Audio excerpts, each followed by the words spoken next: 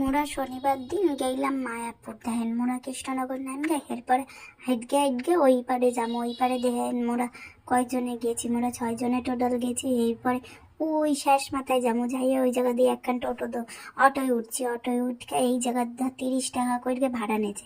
ভাড়া দিয়ে যাইয়া মোরা সেই কৃষ্ণনগর এই লঞ্চ ঘাটে, এই লঞ্চ ঘাট না নৌকা ঘাট কি কয়, এই জায়গা দিয়ে 3 টাকা করে টিকিট কাটিয়ে মোরা ওই পারে যাইতেছিলাম। দেখেন কি সুন্দর সুন্দর এই জায়গায় পুতুল, এর বেশিও দাম না, 10 টাকা দাম।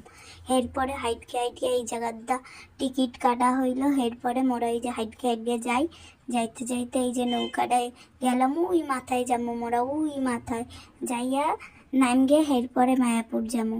দেখেন ওই দিনটা ছিল কিরম একখান কুয়াশা না মেঘলা, কি আর কমু সেটা বুঝি না। না ছিল কিচ্ছু দেখার মতো, না কিচ্ছু ভিডিও আইছে, কিচ্ছু সেটা হয় না।